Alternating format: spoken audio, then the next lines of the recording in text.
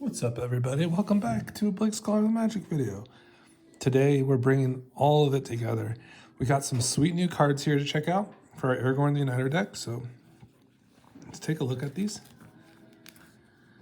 All right, so our first guy here is Toby the Beastie Befriender, and this is out of the new Dustmorn set. This is a 2 colorless plains. It's a legendary creature, human wizard. When Toby Beastie Befriender enters, create a 4/4 white beast creature token with this creature can't attack or block alone. As long as you control 4 or more creature tokens you control have flying. That is a 1/1. Sweet. Sweet enter the battlefield trigger. You get a nice 4/4 body there. You get all those keyword types as being a wizard too. So if you have wizard synergies, that's great too. So there you go. And of course, if you're making tokens, that's even better, right? There's Toby. All right, the next one is Zimone. All questioning. 1 colorless, 1 green, 1 blue, legendary creature, also a human wizard. We're in the green-blue color scheme here. Now, at the beginning of your end step, if a land entered the battlefield under your control this turn, and you control a prime number of lands, create Primo, the Indivisible, a legendary 0/0 green and blue fractal creature token. Then put that many 1/1 counters on it. So the prime numbers, of course, we have 2, 3, 5, 7, 11, 13, 17, 19, 23, 29, and 31 are all prime. So how we foresee this, of course, is like, hopefully having like, maybe at least 2 or 3 lands, right? To start and actually having the token be made. That's probably objective number 1. It'd be kind of suck to like have this come down on like turn 4, turn 6. So that is definitely a setback, but it's kind of like a gambling card, and we are in tokens, and we do like green and blue, and it is a new card, so I want to give it a shot. So, I mean, we do have synergy for the green. We always like green spells in our Aragorn deck. It is a wizard, so it does turn our spells like Flame of Anor. So overall, and of course, that can make a token, and we definitely want to make some more token bodies. We definitely have some. The more tokens we can get in this deck, the better. So the more bodies we can get is it's just a nice plus for us. So there's Zimone. And of course we have our guy here. This is the helm in the ship, so to speak, is Aragorn the Uniter. And I really like how this card kind of came and kind of sealed itself up for me. I was kind of worried about it for a while. I was kind of like hitting a lull with it. And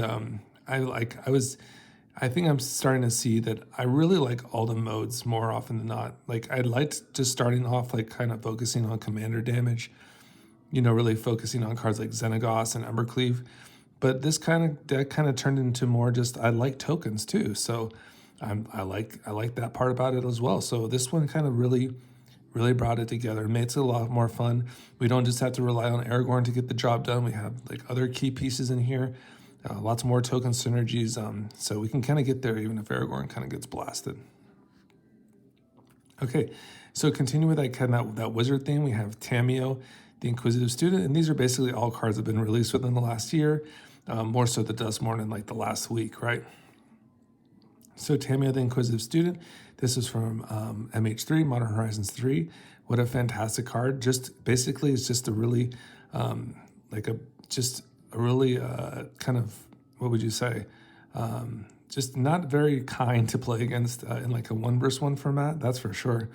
Definitely oppressive, kind of like oops all counterspell kind of decks is kind of where this can sit, where it can draw cards and get lots of card advantage and just like kind of hold up counterspells in the meantime. So once it flips over into the Planeswalker here, you just have to draw 2 more cards than you would regularly during a turn. So we'll just go ahead and read this one here. So there is the Tamiyo, Seasoned Scholar, Legendary Planeswalker Tamiyo, +2 until your next turn. Whenever a creature attacks you or a Planeswalker you control, it gets -1, -0 until end of turn. So just very, very hard to deal damage to. And the -3, return target instant or sorcery card from your graveyard to your hand. If it's a green card, add 1 mana of any color. Very well. And then the -7 is really crazy. It can get to that -7 pretty fast, guys. Draw cards equal to half the number of cards in your library. Round it up, you get an emblem with you have no maximum hand size. So just like infinite gas, basically. Also a wizard, also a 1-drop, just absolutely crazy card. You just have to meet the criteria for swinging with the Tamiyo, and you'll create that clue. It's a 0/3 body with line, so it's very evasive. And once again, when you draw your third card in a turn, exile Tameo, then return to the battlefield transformed. Okay. All right, beautiful. All right, so here's Rao the Monsoon Mage. So this one is just another awesome wizard from Modern Horizons 3. I mean, you just see, guys, there's so many like wizards, like subtypes, like so much support for these cards. Like the wizards are just so good, and they're all so good. So this one's really exceptional, right? Where, you know, I'd say Tameo and Rao are like kind of stapled in there, like into the modern meta, right? Where they're just very good. They have different stormy type of archetypes, or, you know, counterspell kind of tempo-y stuff. So the Ral is just also just very good because of that cost reduction to your generic instants and sorceries by 1 less. And then, of course, every time you cast an instant or sorcery, you flip a coin. If you lose the flip, it will deal 1 damage to you, this card. However, if you win the flip, you may exile Ral. You may. Because the thing is if you keep flipping, you accrue the possibility for more loyalty counters on this. So you can see that it enters on the battlefield for each instant and sorcery spell you cast this turn. The +1 is until your next turn, instant and sorcery spells cost 1 less to cast, so that's fantastic. So you can go ahead and have that same kind of criteria where you meet like the same kind of presentation as the creature himself for that +1, so you take up the loyalty with the +1. And then the -2 is really interesting because if you have like a blue permanent on the battlefield, you can divide damage, divvy up 2 damage amongst 2 targets. And then if you do control that blue permanent, other than Ral, you get to draw a card. So it's just a lot of cool gas, a lot of cool like things you can do with Ral. And then the -8 is to exile the top 8 cards of your library. You may cast instant and sorcery spells from among them this turn without paying their mana cost. Fantastic. Great ultimate, of course. So as you can see, basically just from the deck here, it kind of plays itself out because really we're looking for human synergy, we're looking for wizard synergy, we're looking for tokens. That's kind of the mainstay for this particular deck. And the deck kind of is just really juiced now. I went to the LGS. It did well in the way I had it. I just think it needed a little more like action. It was just kind of like lacking a little bit of punch, as you would say, because I had some really nice sequences, and it's just like, well, maybe I want to get paid off a little bit more for it. I didn't get too greedy. Basically, what I did is I think I might have like got rid of a couple early ramp pieces like Nature's Lore and 3 Visits, because I think I have a good bottom end in terms of mana dorks to kind of get there. I have like the Bloom Tender, Elysian Caryatid, Favorable Elder, and a bunch of like sweet like 1 mana dorks too. So I was like, that's pretty good. And then I have all these cost reducers, right? So we have like these like cards like Ral, and then also have a card like Baral. And then of course those just reduce our cost too, so they kind of act like mana rocks. So the little bit of punch I want to do, because we're doing like tokens, is I added Baragon, which is just a really nice guy that I really like because he performed really well in my soldier deck. So that one is, we'll get to that one, but basically when it enters the battlefield, it buffs all your creatures. And additionally, as more humans enter, which Aragorn does upon creating the tokens, you get more 1/1 buffs for the turn and vigilance. It's really good. That card stood out to me, so I added that. I added a Serac Dragonclaw, just a little bit more juice, a little more power there, I'd say. And it will especially be good on our Winota, because we're going to be playing a Winota in the deck as well. So but let's just get into the deck so you kind of see what's going on. I even added a little bit of protection with the Gruul. Let's see, the Gruul card. We'll get to it, but it basically grants indestructible to all your legendaries. So it'll be a really good hit off like our last March of the Ents and really give a safety net to all our legendaries in the process. But this is kind of a look at like all the goodies in this deck. I mean, this is just how the deck is. I have some really nice staples in here, you know, to like kind of hit artifacts and enchantments. We do a lot of big mana stuff, so X-Spells are fine for this deck. The Revi just is really good with our mana dorks like Silvala and Favorable Elder, Bloom Tender. Just a really fantastic payoff for that, of course. They're coming, 200 subscribers, baby. Let's hit the button, baby. Let's go. There's the Bloom Tender. I have some really cool cards in here, guys, like Kazul's Fury. Just some like really kind of cute cards, you know, that you might get like secret lethals off of all of a sudden. Mizzet's Mastery is nice to go fetch up like a last march of the ends that maybe you already cast and do it all over again. Mana Drain. Domri to buff up all our tokens, give us a little ramp advantage too in that +1, which is always nice. So always like that. Let me just zoom out just a little bit. Oh, okay, so that's fine. So there's that. Little buff there for everything. There we go. All right, Seagate Restoration, awesome. These cards are just so good. These cards can act as spells. They're just so excellent, guys. Love Seagate Restoration. Annie joins up. This is a major card for us. It's just everything, man. It's like our roaming throne for our legendary creatures, and just doubling up all of Aragorn's triggers is just fantastic, while also dealing 5 damage to a target, any creature target, or planeswalker. So just a really fantastic, and then also setting off Aragorn in the meantime. Just absolutely wild stuff. Eladamri's Call, just a tutor for like any sweet creature we want. Just like this card just like induces like oohs and ahs. It's like, well, something's gonna happen, and you pretty much, it kind of might sometimes put a target on your back, but it is an instant. So, you definitely get to put that creature into your hand, and then you get a good chance at casting it, right? Favorite Elder, fantastic for mana acceleration. Escape to the Wilds for that just mega gasoline. Just pump a lot of cards in your hand, beef up Aragorn in the meantime. Just play an additional land. It does all the things we want. Sirac Dragonclaw, this is that sweet legendary that it just gets that extra boost, right? Like, because our things trample. It's a 6/6. The thing about this card, though, is it's other creatures you control have trample, not all creatures that you control. So just be aware of that, okay? But it also makes our creatures uncounterable, which is nice. All right, doing really good. Skrelv is really key for this deck. It creates a token with Aragorn on the battlefield, and it would also protect our Aragorn too. Just by paying 2 life and tapping this is kind of the mode I like to use if I'm tapped out, of course. Otherwise, you just pay into a plains and tap this card to give one of your creatures protection from a color for the end of the turn. Basically, it's hexproof from that color, not protection. But I like it because it's a legendary. It's really good with our Bard class too.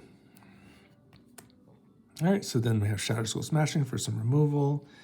And then Pakal, because we are a token deck, we're very like focused on just creating massive amounts of tokens, any types of tokens really. So everything has kind of a token vibe, and really kind of works off of that energy.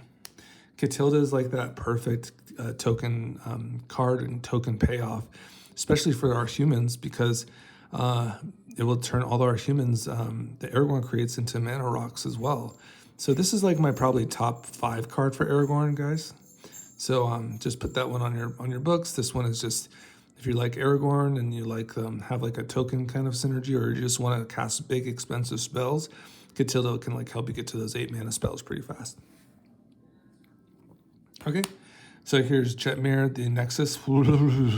Guys, the just hits keep on coming. It's just like these 4 mana bombs. It's just like easy stuff, easy money for us right now. Dovin's Veto, some nice interaction. Rocco Street Chef, fantastic with Bard class. Just gets reduced by that spell. Just sets off all of Aragorn's cheap spell. Just great token synergy for like our Ginny Fae. We're going to turn all these foods into creatures, and we're going to smash. Hollow Fountain. Narset the Enlightened Exile. Once again, just one of those crazy humans that let's have Narset on the battlefield and cast a couple instants and sorceries. And or any non-creature spell, right, for prowess, and then all of a sudden everything's getting buffed because all of our creatures have prowess. And then there's also that thing where if it just attacks, we get to exile a target non-creature non-land card from a graveyard and copy it and cast that copy without paying its mana cost. It's completely demented. So everything came full circle. We went through our binder. We found all the cool like human token payoffs for the deck, and we just slammed them all in together. So we have EO into, which is just another bomb, just kind of creates more tokens and more card advantage. Solve, this will be very good with our Vadric, where we can have sequences where we just go solve into a last march of the ends, which is our primary way of winning. Finale is also another good way to bump up all our tokens. We create a good amount of mana here. in the deck. So getting to a finale for like at least 8 seems pretty good. We can like fetch up like, pretty much a wide variety of creatures that we would want to see. And if we ever get to that 10 or more, then we're going to be really smoking, right? All right. Just some nice channel lands here. We play all the shock lands, have a good mana base. I like the mana base very much. It played very well. Playing all the triomes, I believe, all the colors for this particular subset. All the shock lands, all the fetch lands, maybe all the fetch lands, but most of them. So I really liked the mana base a lot, guys. It was really good. Not too slow either, just kind of hits like a nice note. So here's the third path iconoclast. Remember, we're playing tokens, so just imagine like going Ragavan into a third path and then playing Aragorn and having like protection available, and then copying Aragorn, for instance, with like a Shakashima. And then all of a sudden we're really getting to the juice, right? And we're really, creating lots of tokens and, kind of putting a lock on the game, with power. There's Ragavan. They mentioned Ragavan. There's our protection with Legolas's quick reflexes. Sakashima. See, I shuffled through a warm-up, and this was kind of the outcome, and I wanted to kind of mention it. It was just a really good sequence of cards, and I really said, well, let's do this. I thought that was a great little way to start the video off and kind of show you like a good little sequence of cards. Monastery Mentor, also just another bomb, just creates a bunch of tokens for us. Doesn't create human tokens, but does create monks. And that's actually good for like a card like Winota, because Winota will just see those monks as non-humans, and they'll proc Winota's ability. So General Ferris Rockrick, this is just an awesome multicolored payoff. Makes 4/4 golden artifact creature tokens. This was the one I was kind of mentioning earlier. It was Hajar. So that one's cool as well. And it's good protection, right? It's very good with Bard class. It's a free card with Bard class, so of course it's very good in that manner. Really shiny card. So that's Hajar there. So that's a 3/3. And of course we can sacrifice it, giving all our legendary creatures indestructible till end of turn. Nice. Here's Kaikar. So this one is also very cool. This is a bird wizard. And we love Kaikar as well because it's just going to create more tokens for us. We have lots of non-creature spells. We can get some mana off of those spirits by sacrificing them. Just a great card. It's also a wizard, and like I said, we're playing cards like Flame of Anor, and we want to get that benefit if we're going to be playing that card. So we put a good amount of wizards in here to kind of balance that out. So there's Selvala. She's just an absolute all-star for this deck. Creates a ton of mana with Aragorn. With anything over like, a couple power. Even with the 5 power Aragorn, it's still pretty decent. So go ahead, pay a forest, tap this, and add mana based on the highest creature power you have on the battlefield. So 9 power Aragorn means 9 mana available of any color, basically. Any combinations of colors too, which is really crazy. Thundering Falls. Here's our halfling for a little nice, like it just kind of helps cast our Aragorn and not worrying about getting countered, which is very nice. Here's Stump Stomp. So this one is also just a really cool land. It could be played for the tap. So that's nice. Or you can utilize it as a spell and cast it to target one of your creatures, and it will deal damage equal to its power to a creature or planeswalker we don't control. I like that verbiage to planeswalker too. That's really nice. Sink into Stupor. This one's a kind of nice little sneaky one too, where you can just send something back. It can win games. It's definitely a game-winning card. Otherwise, it could just be a land for you, and it can come in untapped by paying 3 life. Here's Veyran, and this one is really nice for us. It is also a wizard, so it will just go ahead and whenever we cast an instant or sorcery, this will get an additional 1/1 till end of turn. And if casting or copying an instant or sorcery spell causes a triggered ability of a permanent you control to trigger, that ability triggers an additional time. So this itself can get strong. You could see that. Whereas it's also going to let like Aragorn's abilities go off a couple more times too. And our other creatures that also have those, cast and cast caster copying triggers to be enabled as well. All right, here's Fourth Lingus. What a beautiful card this is, just looking so good. And once again, creating awesome tokens for us. We'll just create a token with Aragorn on the battlefield already. And once we do some damage, we can become the Monarch and get some cards. So it just does everything we want it to do here. All right, here's Boseiju. This is just a nice interactive piece. We'll hit the, basically any enchantment or artifact, or non-basic land our opponent's control for that one generic, one green. It's reduced by our legendary creatures by generic for each one of them on the battlefield.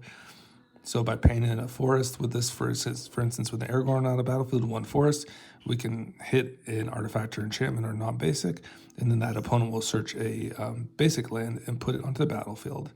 So really, really great card. Could also be a land. It's really killer.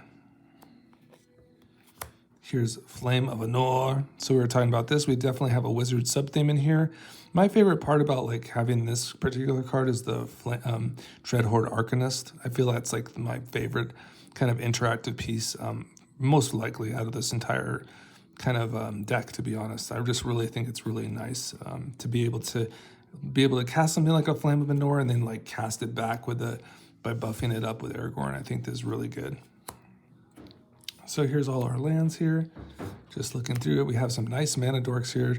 They just get activated with Aragorn with 4 power creatures. So very, very easy slot-ins here for like the Caryatid. Enlightened Tutor, that's kind of a sneaky one that I put in here. But that can find like our Annie Joins Up, which would be good. It can find our Mirari's Wake. It can find our Bard class. So we could go Enlightened Tutor into Bard class.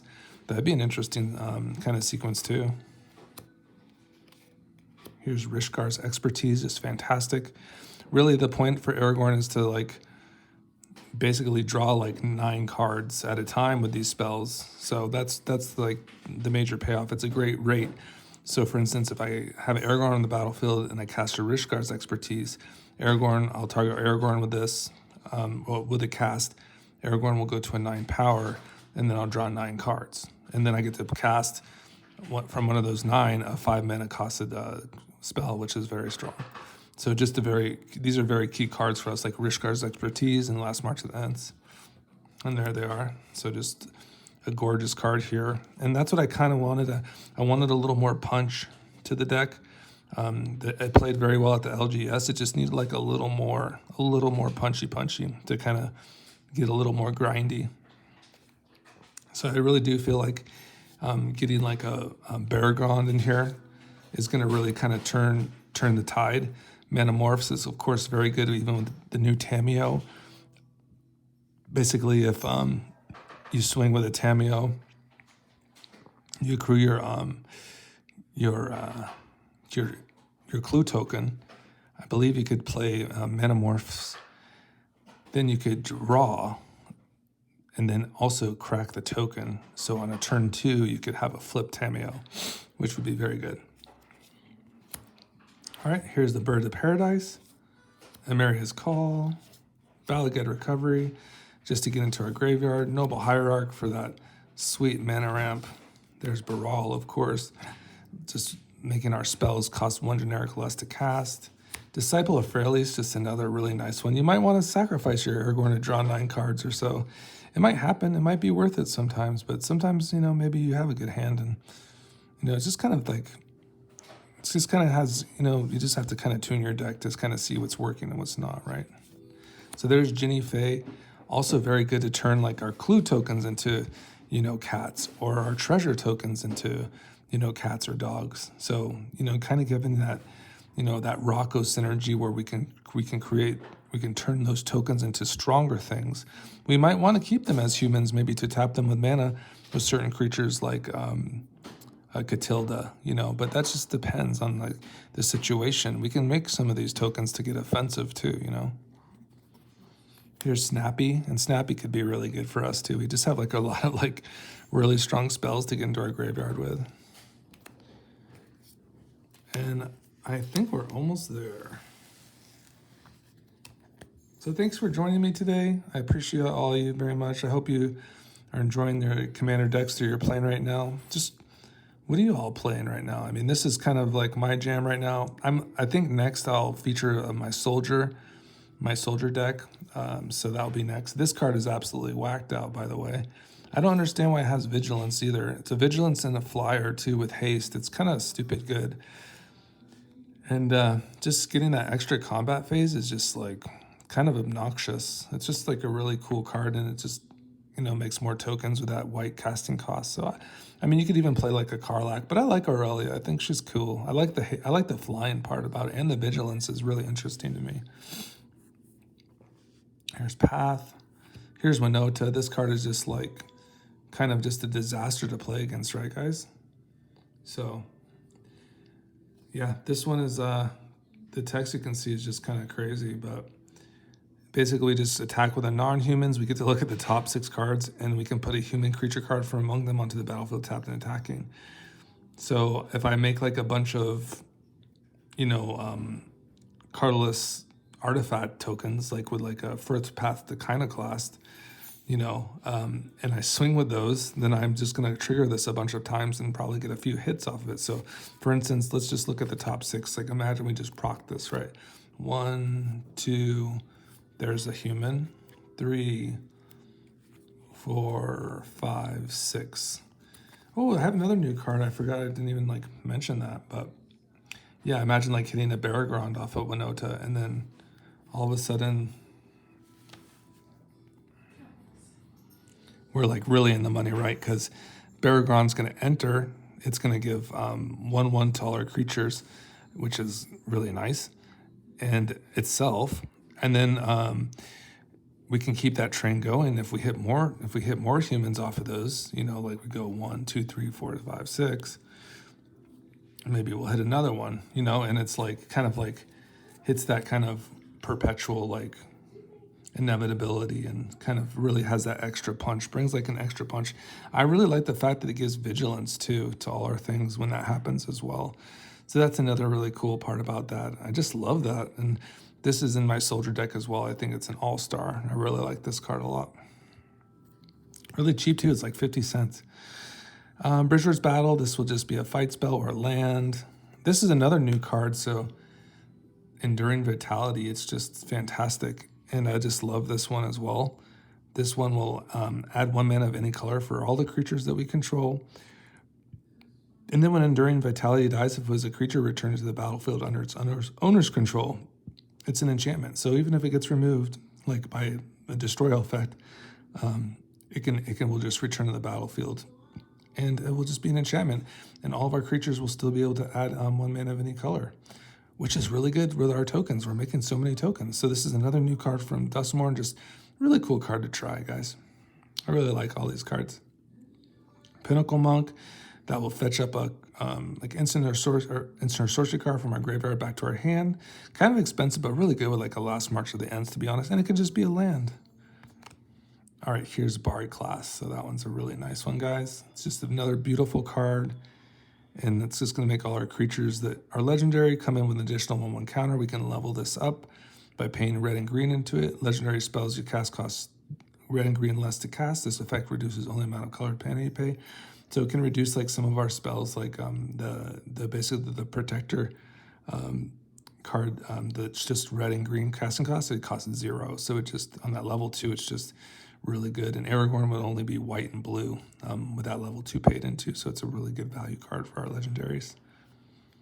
Good accelerator, kind of like a mana dork in a way.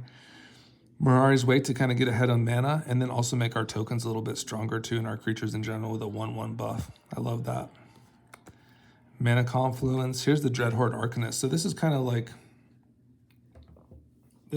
the main stuff for the deck, because we're going to basically beef up Aragorn to or have Aragorn's effect to add 4/4 to this, and then we can pretty much cast most of the instants or sorceries in our graveyard that have already gotten there for the game. You can cast this Flame into Nords. You can cast this Escape to the Wilds. So it's just like one of those free value cards, and I really think it's my favorite find for this particular deck. I encourage you all, if you have some good instants or sorcery synergy for your Aragorn deck, is that to consider a Dreadhorde Arcanist to like kind of really get there. And really get value from that graveyard. So there's that, and then we have the Awaken of the Woods, just another phenomenal card. Good thing to sink mana in. It can create tokens. We can create mana for our tokens, or if we have a Jinny Fae, we can make a bunch of like dogs and make a bunch of 3/1s. It's kind of like really up to us, you know, to what we want to do, right? Here's the Great Henge. This is just another fantastic card. It'll just give us a lot of value off of our creatures that we cast and add some mana to our mana pool. Yeah, this deck came together really well, guys. It's a really good one. I really like it a lot. So thank you for hanging out with me today. If you did, considering sharing with your friends, maybe you're into Magic or maybe they're Aragorn fans. This was I've been through a lot with this particular build, but I really like all the new cards, and I really think it kind of shorted up and, you know, kind of made me like say, oh, okay, we really need to go tokens, you know. And these new cards really kind of did that for me. They really helped me get into that token mindset, and they're just really good. I really like the new set. It really like was a player set. I feel like this Dustmore, and I feel like they knocked it out of the park.